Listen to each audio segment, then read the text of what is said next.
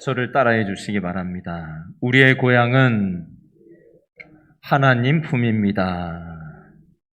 하나님께로 돌아갑시다. 자, 손을 이렇게 들어보실래요? 명절 잘 보내세요. 옆 사람한테 인사하겠습니다. 명절 잘 보내세요.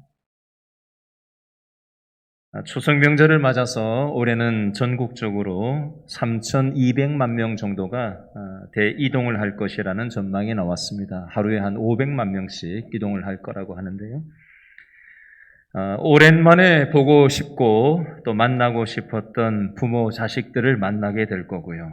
또 형제들과 만나는 것을 기다리는 분도 있고 어떤 분은 누가 이 명절을 만들어놔서 부담스럽게 하냐, 힘들게 하냐, 간혹 또 이렇게 생각하시는 분들도 있더라고요. 이틀 전에 나온 뉴스 내용입니다.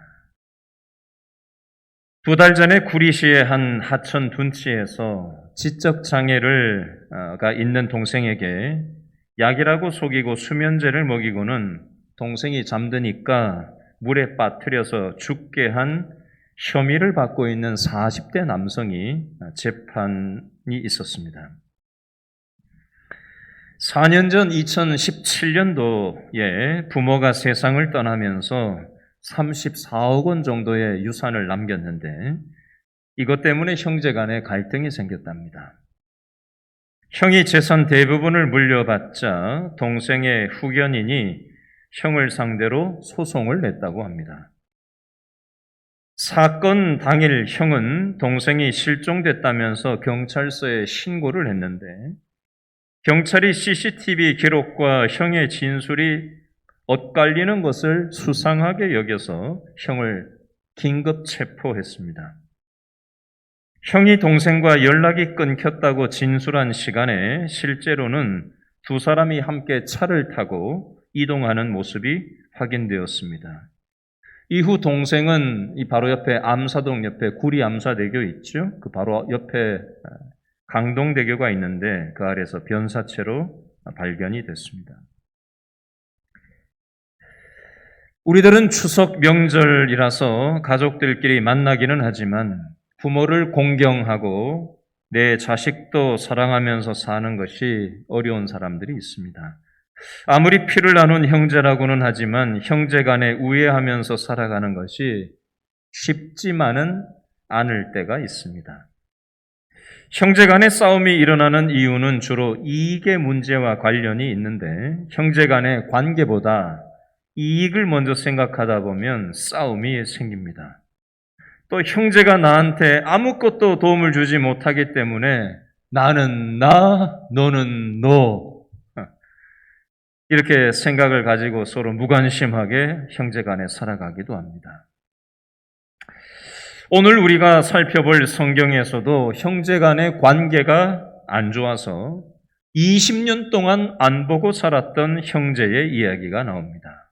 형 에서와 동생 야곱 쌍둥이 형제 간에 서로 싸우고 에서가 야곱을 죽이려고 한다는 소리를 듣고 야곱이 집을 뛰쳐나가서 야반도주에서 20년 동안 소식을 끊고 지내다가 20년 만에 동생 야곱이 고향으로 돌아오고 있다는 소식을 듣고 동생 야곱을 만나러 오는 형 에서와 만나는 장면이 오늘 본문 내용이 되겠습니다.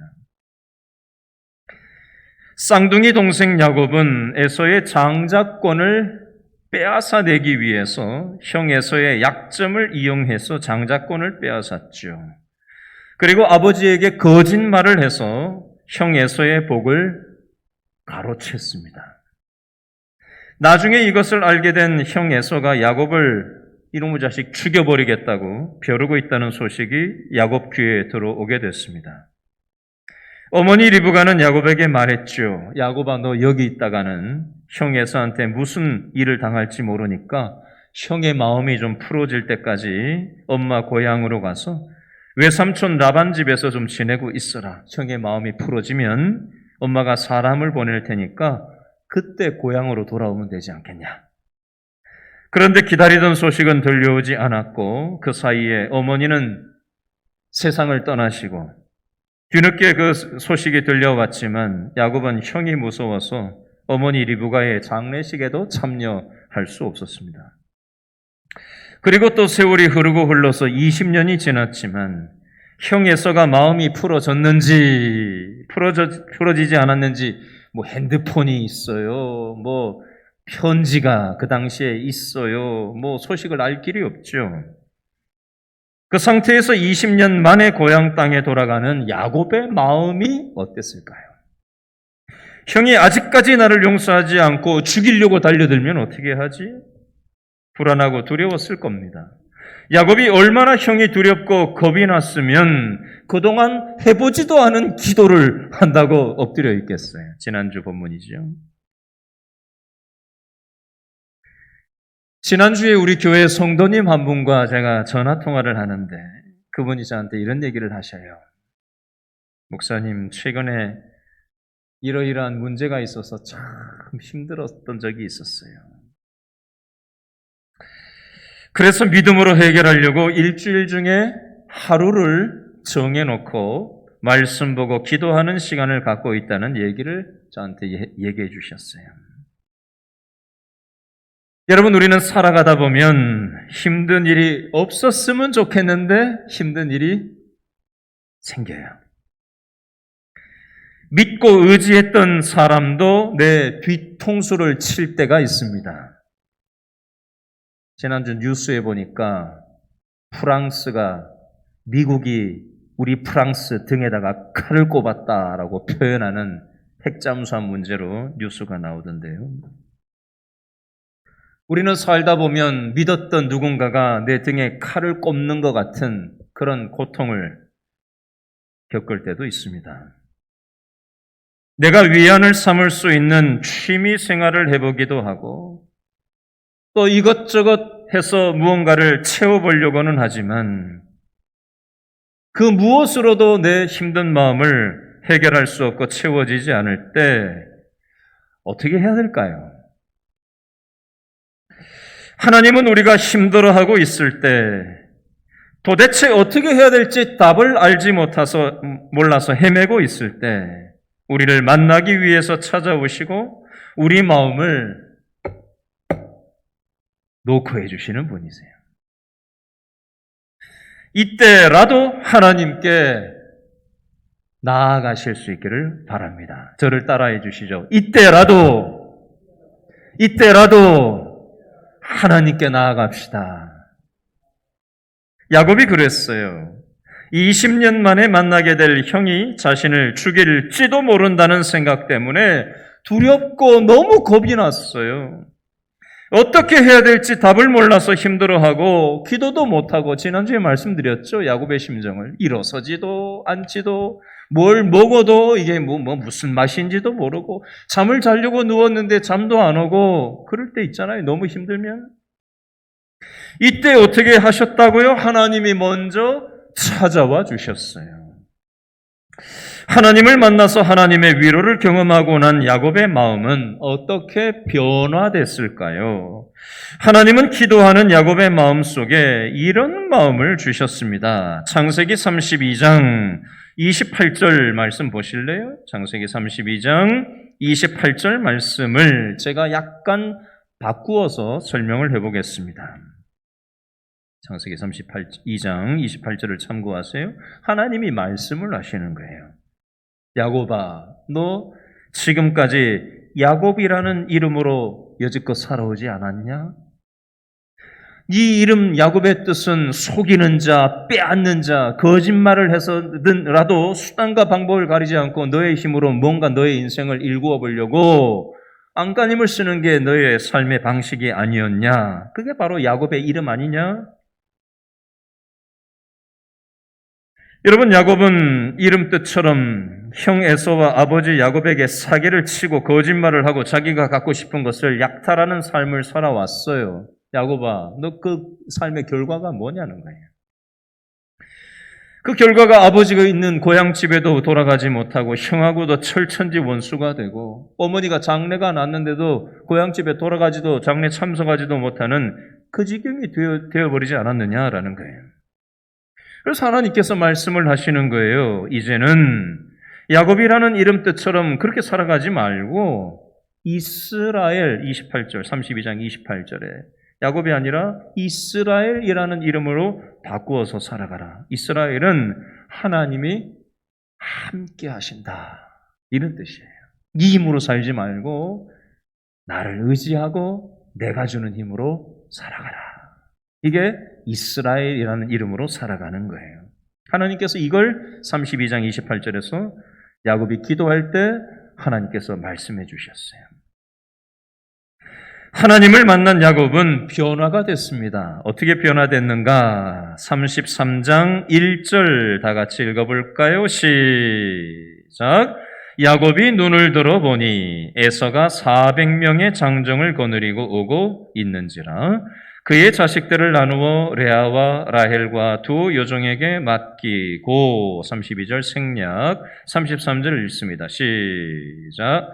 자기는 그들 앞에서 나아가되 밑줄 쫙 꺼놓으세요. 33장 3절 자기는 그들 앞에서 나아가되 자, 형 에서가 400명의 군사를 데리고 자기를 보복하려고 올지도 모르는데 제일 뒤에 피해서 숨지 않고 33장 3절에 보니까 제일 앞에 서서 형과 400명을 맞닥뜨리려고 전면에 나서는 야곱의 변화된 모습이 나옵니다. 자, 야곱은 기도하기 전에 하나님을 만나기 전에 32장 6절 말씀해 보니까 형 에서가 400명을 거느리고 야곱을 자기를 만나러 온다는 소식을 전해 듣고는 어떻게 행동했었죠? 32장 24절에 보니까 부인들 4명을 앞세우고 자식들 12명을 앞세우고 짐승들 다 앞세우고 자기는 제일 뒤에 빠져가지고 32장 24절에 홀로 남아가지고 숨어 있는 모습이 나와 있어요. 그러던 야곱이 하나님을 만나고 나니까 어떻게 바뀌었다고요?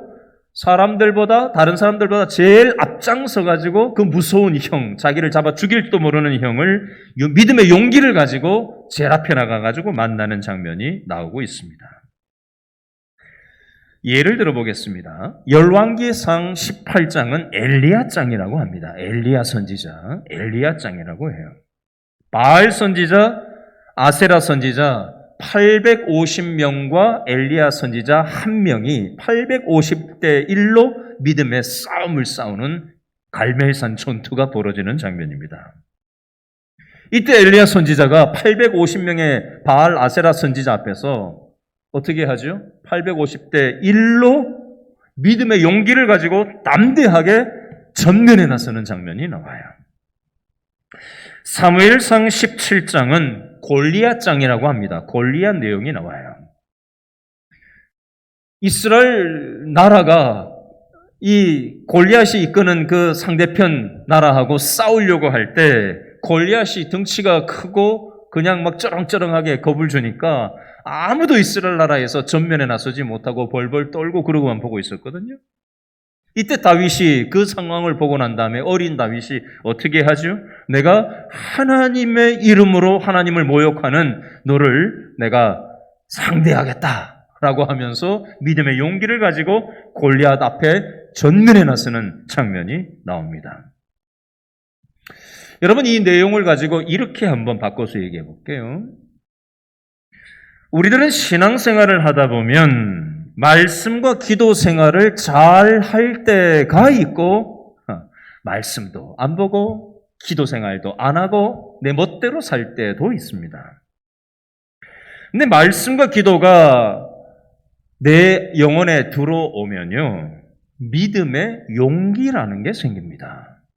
그래서 똑같이 두려운 현실이지만 무서워서 벌벌거리지 않고 하나님이 말씀과 기도를 통해서 나와 함께 하신다라는 믿음이 들어차면요, 믿음의 용기가 생기고 믿음의 배짱이 생기게 돼 있어요. 그래서 야곱이 숨어 있다가 겁에 질려서 형 때문에 400명이 온다는 소리를 듣고 제일 뒤에 빠져가지고 어찌해야 되나 벌벌거리고 그러고 있다가 하나님께서 찾아오시고 하나님을 경험하고 하나님께서 나와 함께 하신다는 믿음을 가지니까 형이 오는데 전면에 믿음의 용기를 가지고 나설 수 있는 사람으로 변화될 수 있었던 겁니다. 엘리야 선지자도 그랬고 다윗도 그랬어요. 그런데요, 엘리야 선지자가 항상 믿음의 용기를 가졌을까요? 그렇지 않습니다. 여러분, 엘리야 선지자 얼마나 믿음이 대단합니까? 그렇죠. 그런데 엘리야 선지자도요, 이세벨이 자기를 잡아 죽인다고 하는 엄포 앞에서 어떻게 하냐면요, 엘리야 선지자가 도망을 갑니다. 그래서 숨어요. 아무도 없는 데로 가가지고요, 하나님한테 불평을 합니다. 그리고요, 나 살기 싫다고 죽여달라고 하나님 앞에 얘기합니다. 엘리야 선지자가 그랬다니까요. 제 아무리 대단한 은혜 체험을 한 사람도요, 말씀과 기도 생활이 흐트러지면요, 사람 소리가 들리게 돼 있고요, 불평이 나오고요, 원망이 나오고요, 살고 싶지 않고요, 믿음의 용기가 완전히 바닥을 칠 때가 있습니다. 엘리야 선지자도 그랬다니까요. 오늘 본문에 나오는 야곱도 마찬가지입니다.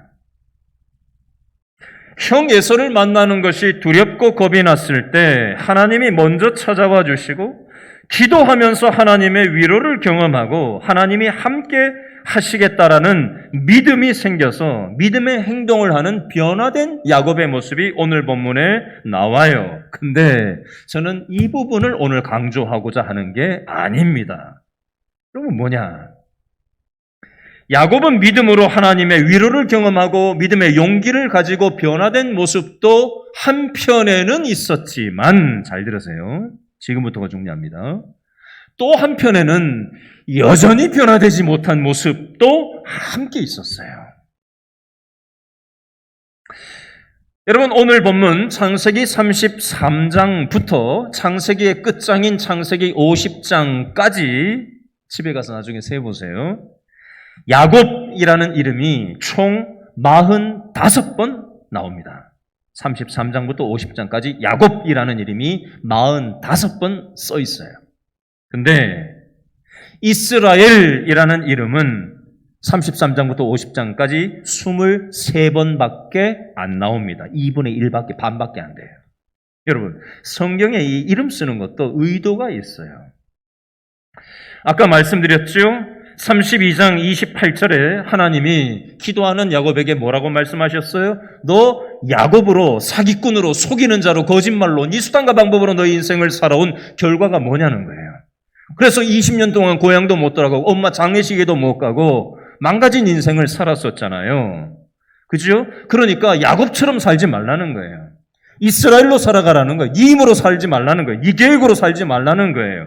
나를 의지하고 나와 함께 믿음 안에서 살아가라고 하나님은 이스라엘이라는 이름을 주셨지만 야곱은 여전히 이스라엘로 살아가는 것보다 야곱이라는 이름이 창세기 33장부터 50장에 2배나 더 많이 기록되어져 있습니다. 야곱이 야곱처럼 살았다는 얘기예요.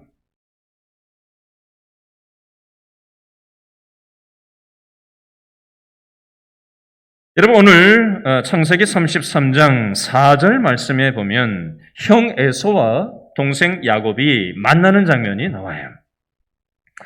형 에서가 20년 만에 동생 야곱을 만나려고 400명의 군사를 데리고 온다? 한번 상상해 보세요. 400명이 동생 만나는데 누가 400명을 데리고 와요? 그건 뭐 하자는 얘기예요? 이놈의 자식 잡아 죽이겠다는 얘기예요. 아직 그 원한이 풀어지지가 않았다는 거, 20년 전에 앙금이 해결되지 않았다는 겁니다. 그 마음으로 형 에서가 동생 야곱을 찾아왔단 말이에요. 근데 지난주 본문에서 제가 강조는 안 하고 넘어갔는데요. 창세기 32장 31절 말씀해 보니까 기도하던 야곱이 어떻게 됐지요? 장애가 생겼어요. 절뚝거리게 됐다라는 표현이 32장 31절 말씀에 나옵니다.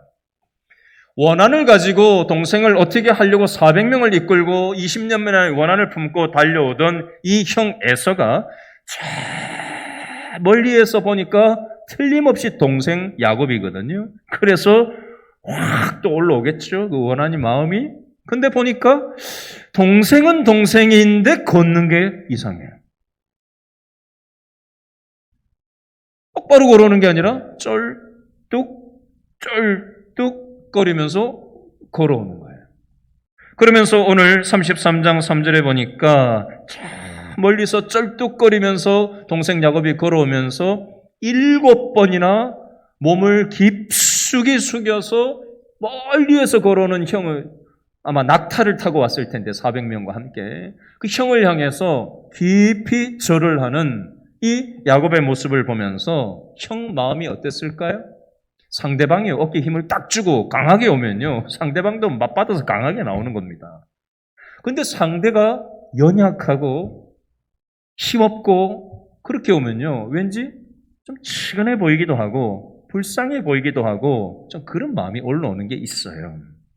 제가 지난주에 우리 교회 성도님 한 분하고 통화를 하는데 그분이 이런 얘기를 하세요. 본인의 배우자가 불쌍하게 보인대. 믿음이 연약하고 또 인격적으로 연약한 모습이 있는 배우자가 불쌍하게 보인대요. 그래서 기도하면서 배우자를 참아주고 기다려주고 눈물을 흘리면서 여지껏 왔고 또 앞으로도 그렇게 갈 거라고 목사님 기도해 주세요. 그런 얘기를 나눴어요. 여러분, 이 불쌍히 여기는 마음은 하나님이 집어넣어 주셔야 생기는 거지 내가 불쌍하게 봐야지 이 일을 꽉 깨문다고 생겨지는 게 아니에요. 우리가 이번 명절에 부모를 만나고 자녀를 만나고 형제를 만나고 친지를 만날 겁니다. 많은 사람들을 평상시에 못 만나는 사람들을 이렇게 저렇게 만날 거예요. 좋은 인간관계도 있을 수 있지만 안 보던 사람을 오랜만에 보는 사람도 있을 겁니다. 안 보고 싶지만 어떻게 하다가 엮여서 보게 될 사람도 있을지 모르겠습니다. 여러분, 저는 명절을 대하는 저와 여러분들에게 이 시간 도전하기를 원합니다. 말씀 붙잡고 우리가 기도하고 명절을 준비하고 가야지 명절을 음식 준비만 한다고 명절 준비하는 거 아니에요. 우리 믿음의 사람들은 기도로 명절을 준비하고 말씀 붙잡고 명절을 준비해야 깨어진 인간관계가 불쌍히 여기게 보여지고 품을 수 있게 되어지는 거지 내가 이를 꽉 깨문다고 불쌍히 보여지는 게 아니에요.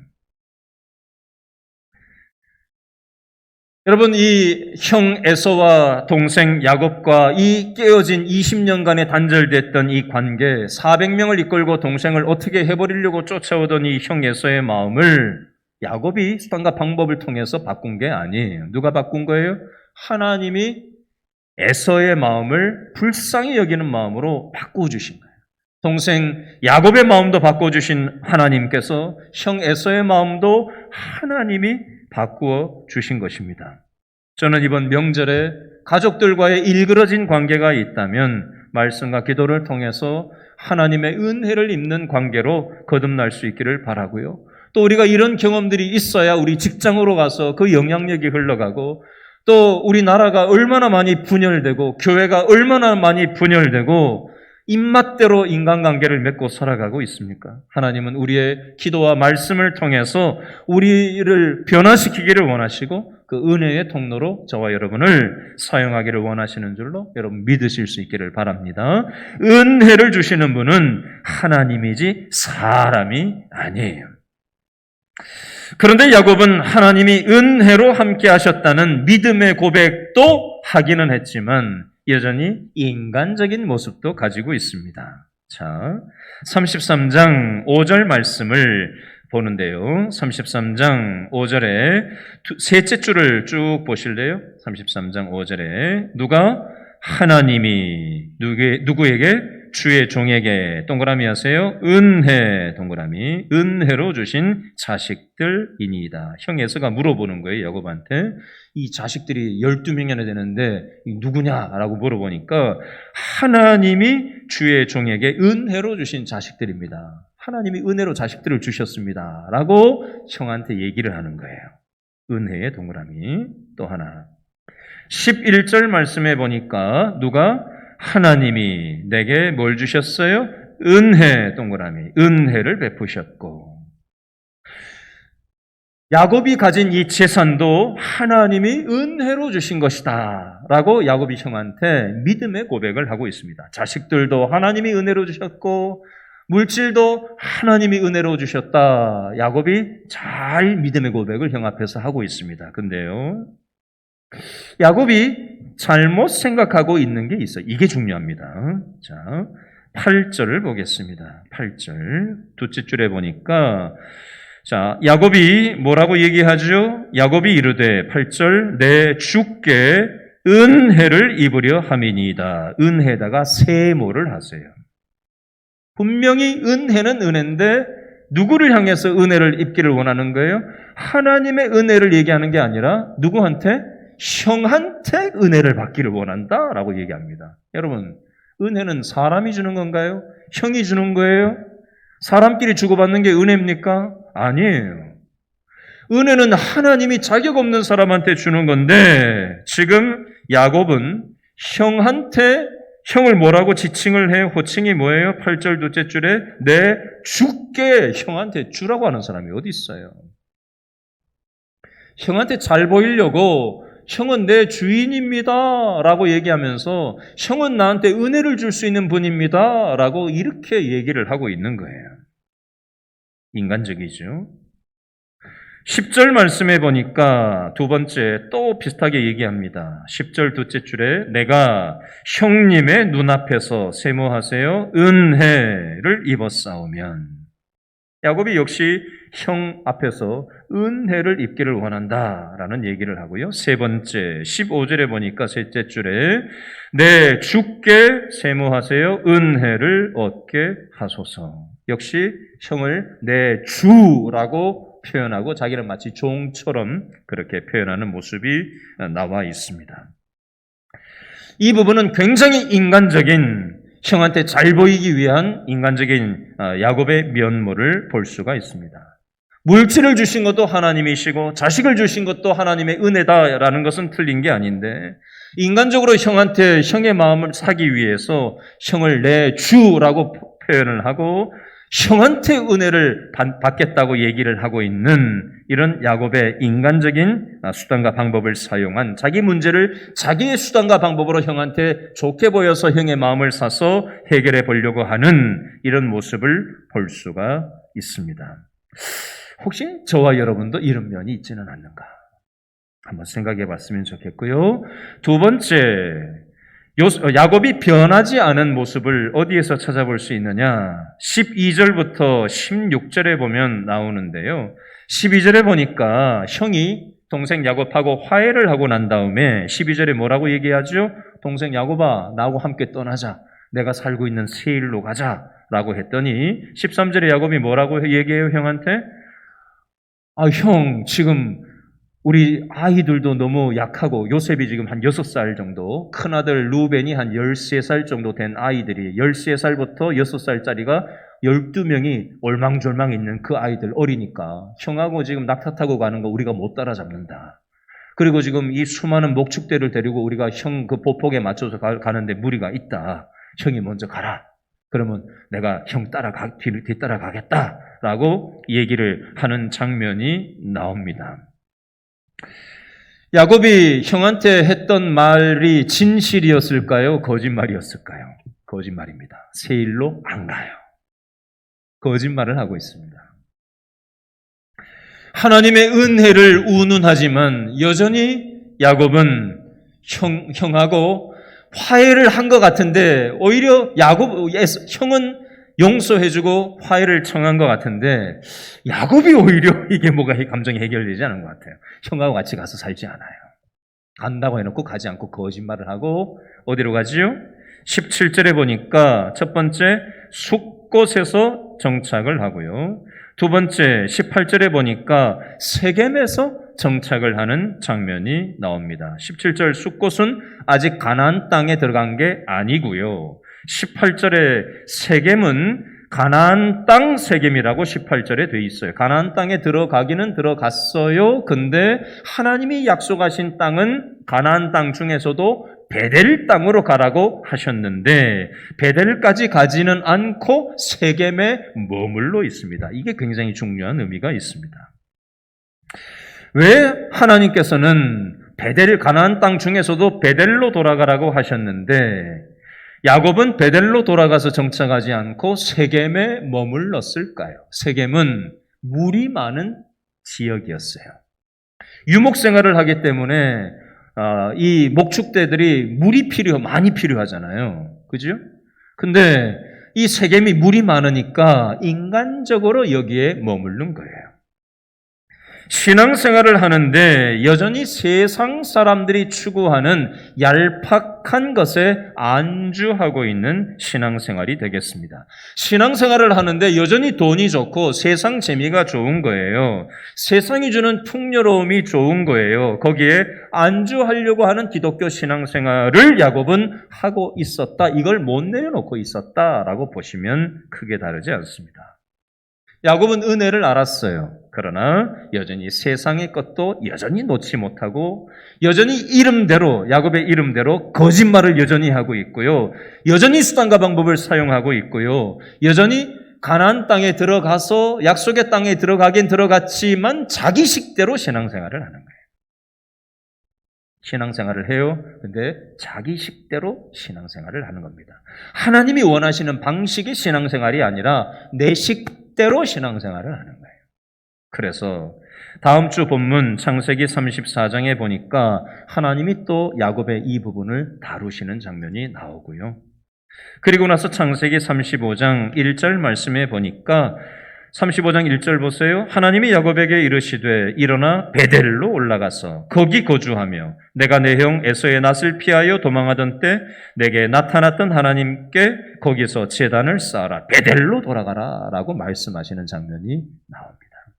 네 방식대로 신앙생활하지 말고 내가 원하는 신앙생활을 해라 라고 말씀하십니다.